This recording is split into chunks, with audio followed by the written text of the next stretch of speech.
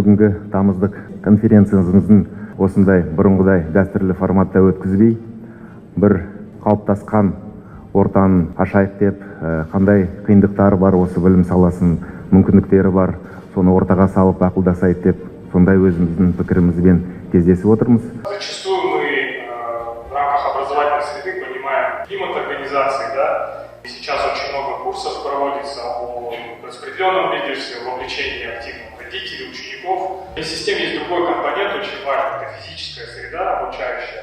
Если в 2019 году 700 миллионов тенге было на капитальный ремонт всех школ, то в этом году это 8,2 миллиарда. Более чем в 12 раз мы увеличили объем финансирования. Мы планируем сохранить эти темпы и чтобы в течение 3 лет существенно преобразить нашу инфраструктуру. Что такое замануи мектеп? Это не просто изменение интерьера или же обстановки. Все начинается с прилегающей территории, продолжается внутри удобными, комфортными местами, современными классами. Колледж информационных технологий. Планируем на базе его сформировать некий IT-хаб. Планируем до конца года это завершить, чтобы там появилась новая креативная среда. Ребята молодые могли найти применение своим знаниям, своим навыкам. К сожалению, рынок труда сейчас очень быстро меняется. Система образования не успевает за ним. Реализуем программу «Сильный вуз, сильный регион».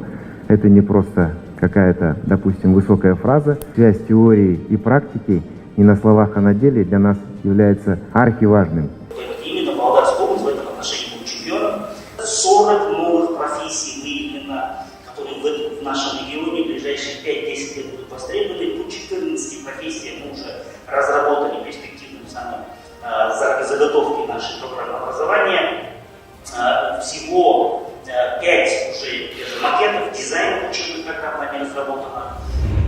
Мы должны с большим уважением, с большой эмпатией отнестись к нашим особенным детям. У этих детей можно многому чему взрослым на самом деле поучиться. Нам необходимо менять сколько не сам подход, сколько психологию подхода к проблеме инклюзивного образования.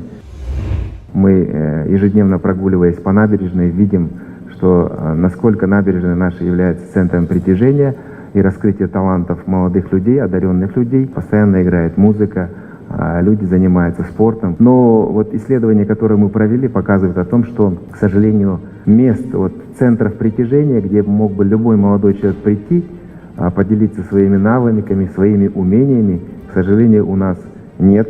Усиление этого потенциала планируется на базе одного из наших старых колледжев, создание арт-центра. А каким будет будущее образования нашего региона, какие его перспективы? Это комфортная образовательная среда, это доступ всех желающих детей к объектам образования, это доступ к спортивным секциям на открытом воздухе. Планируем в течение последующих 3 лет все стадионы при школах переформатировать в многофункциональные стадионы. Цифровые решения, динамика изменений IT-технологий, она уже измеряется не годами, а месяцами. И нам нужно поспевать за ними, надо быть гибкими, надо быть быстрыми, необходимо уметь быстро адаптироваться под новые условия. Безусловно, это гибкое мышление. И здесь должны учиться этому и учителя, и менеджмент школ, чиновники от образования, местных исполнительных органов, все, кто связан, тогда, наверное, мы увидим результаты нашей работы.